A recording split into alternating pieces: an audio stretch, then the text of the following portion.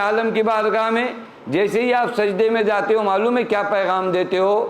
اے میرے اللہ ہمارا انجام یہی مٹی ہے. سر اٹھاتے ہو توجہ فرمائیے گا خدا کی قسم، ہماری ابتدا یعنی جیسے ہی سجدے میں سر رکھتے ہو یہ اعلان کرتے ہو کہ میرے اللہ تو نے مجھے کہاں سے خلق کیا؟ اسی مٹی سے.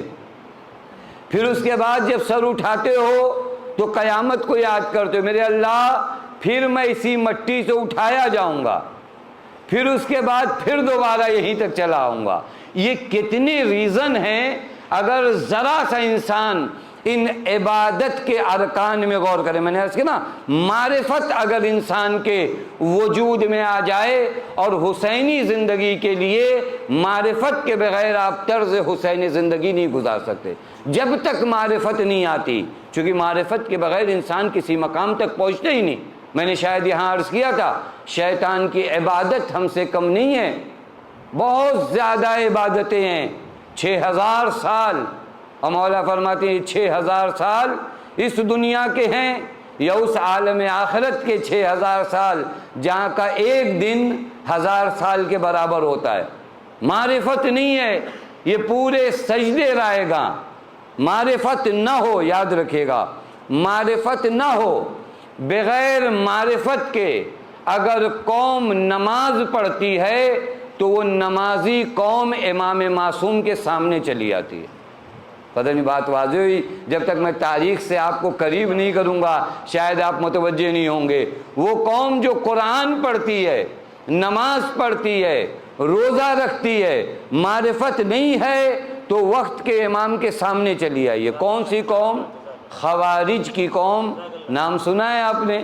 پیغمبر فرماتے ہیں یخرج فیکم قوم تحقرون صلاتکم ما صلاتہم وصیامکم ما صیامہم. ایک قوم تم میں سے ایسی نکلے گی کہ جس کی نماز کا عالم یہ ہوگا کہ تمہاری نمازیں اس کے سامنے کچھ نظر ہی نہیں آئیں گی. یہ پیغمبر فرما رہے ہیں یخرج فیکم قوم تحقرون صلاتکم ما صلاتہم صیامکم ما صیامہم وَأَعْمَالَكُمْ مَا أَعْمَالِهِمْ يَقْرَؤُونَ الْقُرْآنَ وَلَا يُجَاوِزُ حَنَاجِرَهُمْ. یہ قوم ایسی ہوگی جس کی نماز کے سامنے تمہاری نماز کی کوئی ویلو نہیں ہوگی. اس کی نماز دیکھ کر تم حیران رہ جاؤ گے، اس کا روزہ دیکھ کر تم حیران رہ جاؤ گے، اس کے اعمال دیکھ کر تم حیران رہ جاؤ گے. یقرؤون القرآن، قرآن کی تلاوت کریں گے، لیکن کیسی تلاوت؟ لا یجاوز حناجرہم. یہ قرآن کی تلاوت گلے سے نیچے نہیں آئے گی. یہ بس جتنا بھی قرآن کی تلاوت ہے اسی گلے میں، قرات میں، عین و غین نکالنے میں ختم ہو جائے گا. یہ قرآن ان کے وجود میں نہیں آئے گا. کیوں معلوم ہے؟ چونکہ یہ قوم بے معرفت قوم ہے. بے معرفت قوم اگر عبادت کرے تو کوئی فائدہ نہیں، کوئی فائدہ نہیں. معرفت آ جائے تو 2 رکعت نماز انسان کی زندگی کو بدل سکتی ہے. بغیر معرفت کے اگر نماز پڑھا جائے تو ہزاروں سال نماز پڑھیے کوئی فرق نہیں آنے والا. عجیب روایت، المتعبد بغیر علم کحمار الطاحون یدور لا یبرح فی مکانے. شاید یہ مثال ہمارے جیسوں کے لیے بڑی اچھی ہو جائے. مولا فرماتے وہ انسان جو بغیر معرفت کے عبادت کرتا ہے اس کی مثال اس جانور سی ہے جو کنویں کے گرد چکر لگاتا ہے پانی کے لیے. پہلے بڑے بڑے جانور رکھے جاتے تھے، جو ڈول کنویں میں جاتا تھا اور نکلتا تھا. یہ جانور کیا کرتا تھا؟ کنویں کے گرد چکر لگاتا تھا. صبح سے شام تک یہ جانور چکر لگاتا تھا، لیکن صبح میں جہاں آپ اس کو پاؤ گے رات میں وہیں دیکھو گے. ذرہ برابر اس کے وجود میں جہاں سے ابتدا کیا وہیں پر کھڑا ہے. مولا فرماتے بغیر معرفت کے جو عبادت کی جاتی ہے کحمار الطاحون، یہ اسی جانور جیسی مثال ہے کہ صبح سے نکل کر شام کو اپنی جگہ پاتا ہے. بغیر معرفت کے اگر عبادت کرو گے زندگی کی ابتدا جہاں پر ہوئی ہے وہیں انتہا ہو جائے گی. معرفت آ جائے تو انسان کی زندگی بدل جاتی ہے.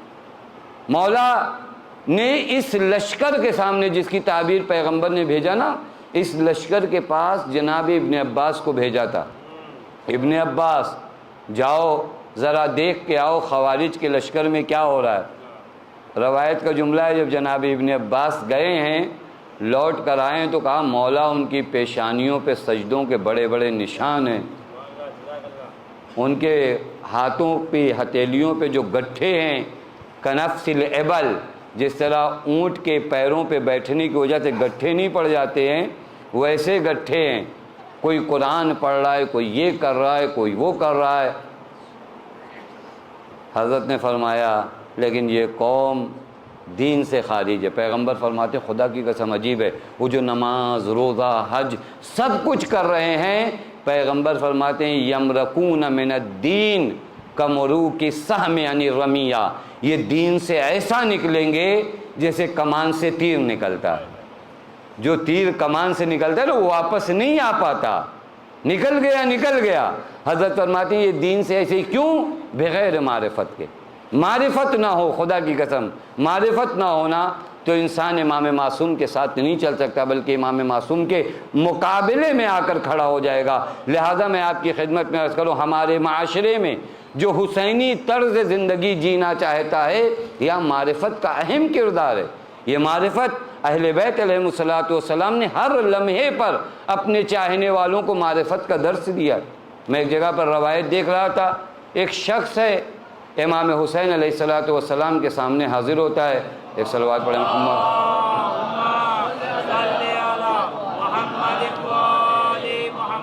آ کر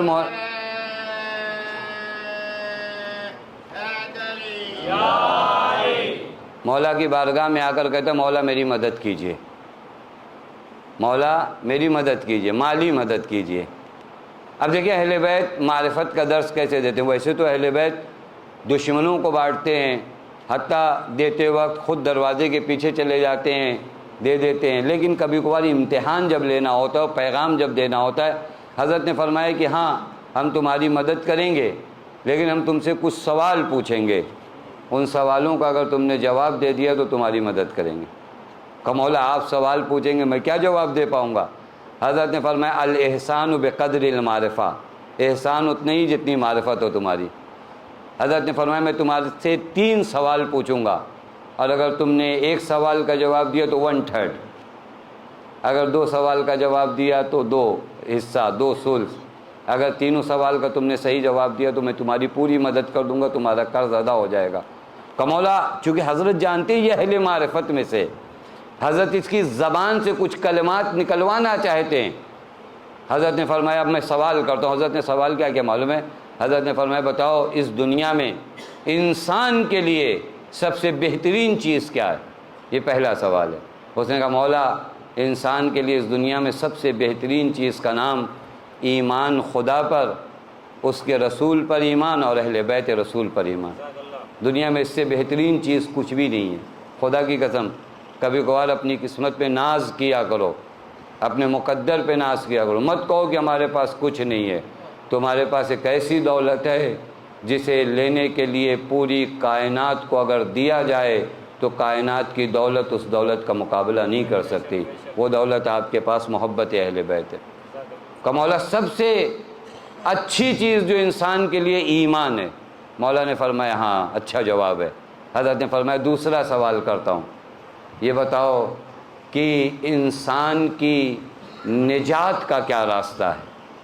انسان کی نجات کا کیا راستہ ہے؟ ہلاکت سے انسان کیسے بچے؟ میں نے کل بھی عرض کیا تھا کہ انسان کی نجات کا راستہ توکل ہے۔ دنیا پہ بھروسہ کر کے انسان نجات نہیں پا سکتا۔ اس نے کہا مولا انسان کی نجات کا راستہ توکل ہے، خدا پہ بھروسہ کرے گا انسان ہلاکت سے بچ جائے گا۔ چونکہ کل وہ خطبہ آپ کی خدمت میں عرض کیا کہ جس نے بھی دنیا پہ بھروسہ کیا فَإِنَّهَا تَقْطَعُ رَجَاءَ مَنْ رَكَنَ عَلَيْهِ، جس نے بھی دنیا پہ بھروسہ کیا دنیا نے اس کی امید کو توڑ دیا۔ حضرت نے فرمایا تیسرا سوال یہ کہ انسان کی زینت کیا ہے؟ انسان کی زینت کیا ہے؟ کہ مولا اگر عالم ہے تو اس کی زینت کچھ اور ہے، اگر مالدار ہے تو اس کی زینت کچھ اور ہے، اور اگر فقیر ہے تو اس کی زینت کچھ اور ہے۔ اگر عالم ہے تو اس کی زینت کا نام حلم ہے. عالم کی زینت کا نام کیا ہے؟ حلم ہے. چونکہ عالم کا واسطہ بہت سے ایسے لوگوں سے پڑتا ہے جو نہیں جانتے. 3 مرتبہ 4 مرتبہ 5 مرتبہ آپ سے پوچھیں گے. آپ وہاں غصہ تو نہیں ہو سکتے. اگر آپ غصہ ہو جاتے ہو تو علم ہے, زینت علم آپ کے پاس نہیں ہے. توجہ فرما رہے ہیں نہیں؟ مرحوم شیخ جعفر کاشف الغطا رضوان اللہ تعالیٰ علیہ نجف میں نماز پڑھا رہے تھے. ایک سید وارد ہوا مسجد میں نماز کے بعد. اس نے مرحوم کاشف الغطا سے کہا لاؤ میرا حق لاؤ. انہوں نے فرمایا کون سا؟ کہا خمس لے آؤ. مرحوم کاشف الغطا نے فرمایا کہ جو تھا میں نے بانٹ دیا, اب میرے پاس کچھ نہیں ہے. تاریخ لکھتی ہے کہ اس نے شیخ جعفر کاشف الغطا کے منہ پہ تھوک دیا. اب آپ اور فرمائیں مجھ جیسے اگر آدمی ہو تو کیا کرے گا وہاں پر؟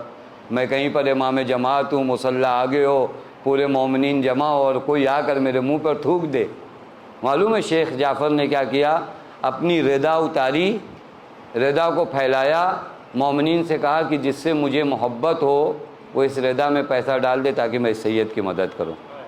عالم ہے تو عالم کے علم کی زینت کا نام علم ہے. علم ہے. مولا کے سامنے یہ جملہ بیان فرما رہا ہے. مولا نے فرمایا اچھا اگر مالدار ہے تو کہا مالدار کے زینت کا نام جود و سخا ہے. بخل نہیں ہے, کنجوسی نہیں ہے, جود و سخا ہے, سخاوت سے پیش آئے. اور یاد رکھیے گا اللہ تعالیٰ کے بندوں کو جب تم کچھ دیتے ہو تو در حقیقت اللہ تعالیٰ اس کا کئی گنا واپس کرتا ہے. وہ اللہ ہی نہیں جو اتنا واپس کرے. پتہ نہیں بات واضح ہوئی نہیں واضح ہوئی؟ وہ خدا نہیں نا جو اتنا واپس کرے. اس نے تو جناب موسیٰ کی والدہ سے کہا لرادو ہو, موسیٰ کو ڈال دو تم بھروسہ کر کے, ہم لوٹائیں گے. اور تم ڈالو گی ایک بچہ دریا کے حوالے, ہم لوٹائیں گے تو رسول بنا کر لوٹائیں گے. تو جو فرما رہے ہیں خدا یوں ہی تو نہیں لوٹاتا, خدا لوٹاتا ہے کئی گنا بڑھا کر. کہ اگر مالدار ہے تو اس کی زینت کا نام جود و سخا ہے. کہ اگر فقیر ہے تو اس کی زینت کا نام کیا ہے؟ کہ فقیر کی زینت کا نام صبر ہے. فقر ہے, غربت ہے, لیکن کسی نے آپ سے نہیں کہا کہ آپ اپنے آپ کو ذلیل کرو, آپ اپنے آپ کو رسوا کرو. خدا کی قسم فقر کی زینت کا نام صبر ہے. صبر تو کرو, استقامت تو دکھاؤ, ڈٹے تو رہو. یہ اتنی آسانی سے یہ ہاتھ نہیں پھیلنا چاہیے. خدا کی قسم بعض روایات میں نے دیکھا ہے کہ اللہ نے مومن کو ہر کام کی اجازت دیا ہے سوائے اس کے کہ وہ اپنے آپ کو ذلیل کرے. اللہ نے اجازت نہیں دیا کہ مومن جا کر اپنے آپ کو ذلیل و رسوا کرے. صبر کرو, استقامت کرو, خدا کی رزاقیت پہ بھروسہ کرو, خدا کی قدرت پہ بھروسہ کرو. یہ واقعاً فقیر کی زینت کا نام کیا ہے؟ صبر ہے. روایت میں ملتا ہے حضرت نے اسے 1200 درہم دیے, انگشتری دیا اور کہا کہ تم نے صحیح جواب دیا. پھر اس کے بعد حضرت نے فرمایا یہ جو 3 کوالٹی تم نے بتائی ہے, عالم کے اندر اگر حلم نہ ہو, مالدار کے اندر اگر سخاوت نہ ہو, اور فقیر کے اندر اگر صبر نہ ہو, تو کیا ہونا چاہیے؟ کہ مولا آسمان سے ایک بجلی گرے اور نابود کر دے. ایک صلوات پڑھے محمد و آل محمد پہ.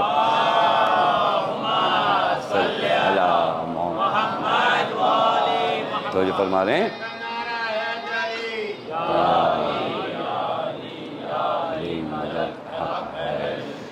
لہذا معرفت, یعنی کہنے کا مطلب یہ تھا معرفت اس قدر اہم ہے, اس قدر اہم ہے کہ آدمی پہچانے تو, آدمی جانے تو. ہمیں معرفت نہیں ہوئی. خدا کی قسم اگر یہ معرفت ہو جائے زندگی بدل جائے. معرفت آ جائے نا زندگی بدل جاتی ہے. آدمی دل کی آنکھوں سے دیکھنے لگے. کسی نے چھٹے امام سے پوچھا, بڑی حسین روایت ہے, مجھے یاد آ گئی تو آپ کی خدمت میں عرض کر دوں. چھٹے امام سے کسی نے پوچھا وہ علی ماذا بنیت امرک, آپ کی کامیابی کا راز کیا ہے؟ مولا سے پوچھ رہا ہے کہ آپ کی کامیابی کا راز کیا ہے؟ اس قدر مطمئن ہے, اس قدر اطمینان, اس قدر سکون. وَعَلَى مَاذَا بَنَيْتَ عَمْرُكَ, مولا آپ کی زندگی کے ستون کیا ہیں, آپ کی زندگی کے پیلر کیا ہیں, آپ کی کامیابی کا راز کیا ہے؟ اب یہ آپ کو میں ہدیہ کر رہا ہوں یہ روایت. حضرت نے فرمایا 4 چیزیں ہیں، اگر انسان ان کی نسبت یقین پیدا کر لے تو کامیاب ہو جائے گا. 4 چیزیں اگر یقین پیدا کر لے تو انسان کیا ہو جائے گا؟ کامیاب ہو جائے گا. ہم نے بہت سی جگہوں پر کتابیں اسٹیشنوں پہ خریدتے نا، کامیابی کے راز. حضرت فرماتے یہ کامیابی کے راز ہیں جو میں تمہیں بتا رہا ہوں. 4 چیزیں میں کہہ رہا ہوں نا، معرفت بہت اہم ہے. ہر کام کرو معرفت کے ساتھ کرو. حضرت فرماتے ہیں پہلا ستون زندگی کا یہ ہے، علمت ان عملی لا یعملہ غیری فاجتہدت. مجھے اتنی معرفت ہے، اتنا یقین ہے، اتنا علم ہے کہ میری ذمہ داریوں کو میں ادا کروں گا. دیکھیں کتنا حسین جملہ ہے. علمت ان عملی لا یعملہ غیری، جو میرا کام ہے وہ مجھے کرنا ہے، میرے علاوہ میرا کام کوئی اور نہیں کرے گا. فاجتہدت، لہذا جب مجھے اس بات کی معرفت ہو گئی اور جب مجھے اس بات کا یقین ہو گیا کہ میری ذمہ داریوں کو مجھے ادا کرنا ہے تو پھر میں چپ نہیں بیٹھا. فاجتہدت، تو پھر میں نے کوشش کرنا شروع کر دیا. آپ غور فرمائیے کتنی ذمہ داریاں ہمارے کاندھوں پر ہیں، کتنے کام ہمارے سروں پر ہیں. میں نے ایک جگہ پر عرض کیا تھا کہ اگر کسی کا دل میں نے دکھایا ہے تو میری اولاد کو جا کر معافی مانگے، اسے تو پتہ ہی بھی نہیں ہوگا. وہ جو کام میرا ہے میں کروں گا. اسکول کا جو کام اگر بچے نہ کریں، بڑے ان کا کام کر کے دیں تو اس بچے کا کچھ فائدہ ہو جائے گا نہیں. جو کام اس کا ہے اسے کرنا ہے. مولا فرماتے اتنا یقین کر لو، اتنا معرفت پیدا کر لو کہ جو کام تمہارا ہے تمہارے علاوہ کوئی اور نہیں کرے گا. جب یہ یقین ہو جائے گا تو پھر جب صبح کی نماز میں کروٹ بدلو گے تو ایک مرتبہ ایک طاقت اٹھائے گی کہ کام میرا ہے، مجھے اٹھنا ہے. وہ جو نہیں اٹھ پاتے کروٹیں بدلتے ہیں، جب کسی کا دل دکھایا ہے یا کسی کا حق ضائع کیا ہے اور کہتے ہیں دیکھا جائے گا، نہیں دیکھا جائے گا، میرا کام ہے مجھے ادا کرنا. یہ پہلا عنصر ہے کامیابی کا. وَعَلِمْتُ أَنَّ اللَّهَ مُطَّلِعٌ عَلَيَّ فَاسْتَحْيَيْتُ. اتنا یقین کر لینا آدمی کہ میں جہاں پر ہوں مجھے خدا دیکھ رہا ہے. یہ معرفت ہے. میں یہاں بیٹھا ہوں ممبر پہ، مجھے یقین ہو جائے کہ جو کچھ بھی بول رہا ہوں میرا خدا سن رہا ہے اور دیکھ رہا ہے. میرے بولنے کا انداز بدل جائے گا. پھر مجھے فرق نہیں پڑے گا آپ خوش ہو آپ ناراض ہو، مجھے فرق یہ رہے گا وہ جسے سننا ہے وہ خوب سن رہا ہے، اور اگر اس کے خلاف کچھ بول لوں گا تو پھر بات صحیح نہیں ہوگی. لہذا جب بھی انسان کو یقین ہو جائے علمت ان اللہ تعالی مطلع علیہ، مجھے یقین ہو جائے کہ میرا خدا مجھے دیکھ رہا ہے. اگر یقین کر لیجئے خدا کی قسم جلوت اور خلوت فرق نہیں کرے گی. یقین ہو جائے نا میں تنہائی میں ہوں وہاں پہ بھی یقین ہے خدا دیکھ رہا ہے، میں بھیڑ میں ہوں وہاں پر بھی یقین ہے خدا دیکھ رہا ہے. جب بھی انسان کو یقین ہو گیا کہ اس کا خدا اسے دیکھ رہا ہے اس کے قدم گناہوں کی جانب نہیں بڑھتے ہیں. ہمیں وہ معرفت نہیں ہے، حیا نہیں آتی. کیوں نہیں حیا آتی معلوم ہے؟ چونکہ ہم خدا کو نہیں دیکھ رہے ہوتے کہ وہ ہمیں دیکھ رہا ہے. یقین کر لیجئے خدا کی قسم یہ وہ معرفت ہے. یہ حسینی طرز زندگی ہے. حسینی طرز زندگی میں خدا کبھی خدا سے انسان غافل نہیں ہوتا، اور جب نہیں غافل ہوتا تو اس کی زندگی میں کوئی فرق نہیں آتا. اس کو معلوم رہتا ہے کہ میرا خدا مجھے دیکھ رہا ہے. لوگ دیکھیں نہ دیکھیں، تعریف کریں نہ کریں، برا کہہ رہے ہوں بھلا کہہ رہے ہوں، مجھ سے کیا مطلب ہے؟ جسے دیکھنا ہے، جسے اجر دینا ہے، جسے سزا دینا ہے وہ خدا تو دیکھ رہا ہے. اتنا یقین ہو جائے علمت ان اللہ تعالی مطلع علیہ فاستحییت، پس مجھے حیا آتی ہے. ابھی تک جو حیا نہیں آتی اس کی وجہ سے چونکہ مجھے معرفت نہیں ہے کہ میرا خدا مجھے دیکھ رہا ہے. تیسری چیز علمت ان رزقی لا یاکلہ غیری فاطمأننت.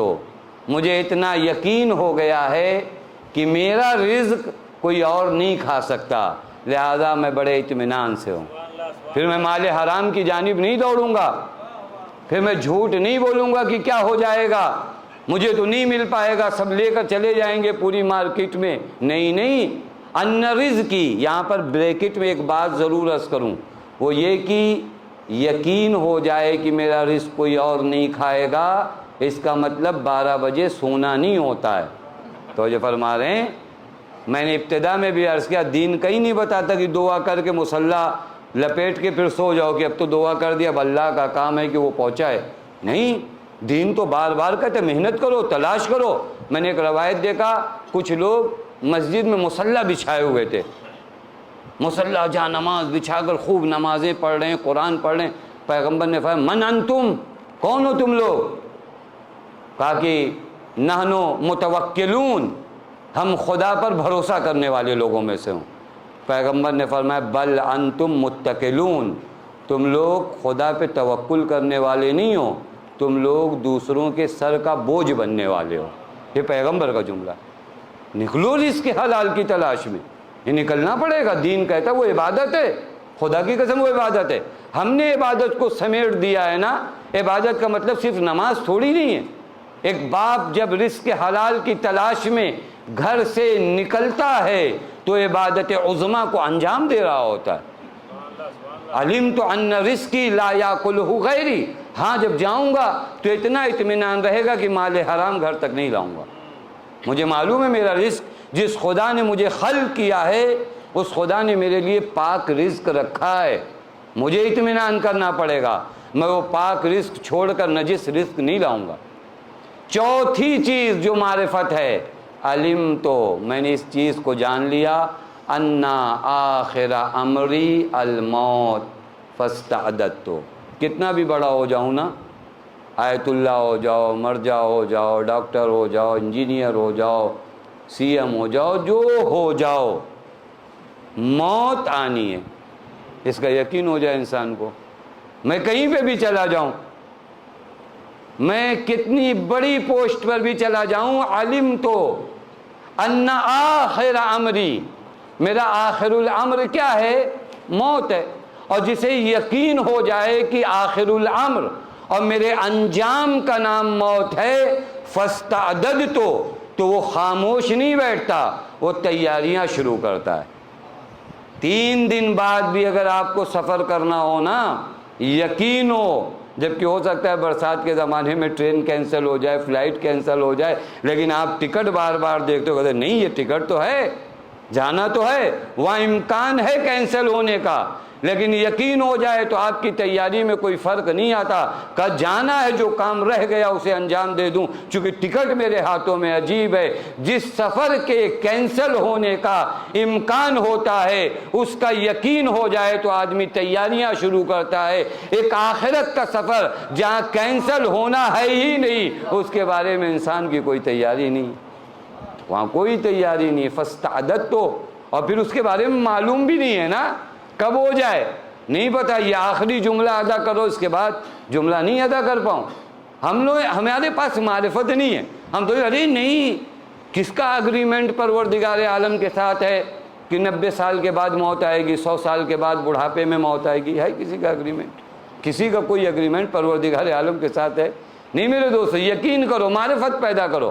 ان آخر امری الموت، میری انتہا کا نام موت ہے. شیخ مرتضی زاہد تہران میں ایک امام جماعت تھے، آیت اللہ تھے. ہوتا ہے دیکھیں یہاں پہ ممبر پہ ہم جیسے لوگ جو آتے ہیں یا ہمارے سے بڑے بھی جو لوگ آتے ہیں، 14 معصومین کے علاوہ کوئی معصوم نہیں ہے. ہر آدمی سے خطا ہوتی ہے، ہر آدمی سے غلطی ہوتی ہے. یہ بیچارے مغرب کی نماز کے بعد ایک مسئلہ بتائے، غلط بتا دیے، ہو گیا، آدمی نہیں دھیان دیا، غلط بتا دیے. اب جب گھر پہنچے مسجد سے تو توضیح المسائل کھولی تو ان کو پتہ چلا مسئلہ میں نے غلط بتا دیا. آپ یاد کرو خدا کی قسم، آج کا 70-80 سال پہلے کا زمانہ یاد کرو. اس وقت ان کی عمر 60 سال سے زیادہ تھی. رات کے اس پہر اندھیرے میں نکلے، جتنے مومنین آئے تھے نا، ایک ایک کے گھر پہ جاتے تھے، دروازہ کھٹکھٹاتے تھے اور کہتے تھے وہ مسئلہ ایسا نہیں ہے، ایسا ہے، وہ مسئلہ ایسا نہیں ہے، ایسا ہے جو میں نے ابھی بتایا. ایک کسی مومن نے کہہ دیا آغا اتنی جلدی کیا تھی، کل پھر آتے. کہ تم کو جلدی نہیں تھی لیکن ہو سکتا ہے ملک الموت کو جلدی ہو. تو جو فرما رہے ہیں کس نے گارنٹی لیا ہے کہ کل میں رہ پاؤں گا صبح نماز میں؟ تو جو فرما رہے ہیں یہ یقین کر لو، علمت ان آخر امری الموت۔ اب یہاں تک مرحلہ وقت نکلتا گیا، لیکن میں پوری تمہید اس لیے بنا رہا تھا کہ معرفت اگر انسان کے اندر آ جائے تو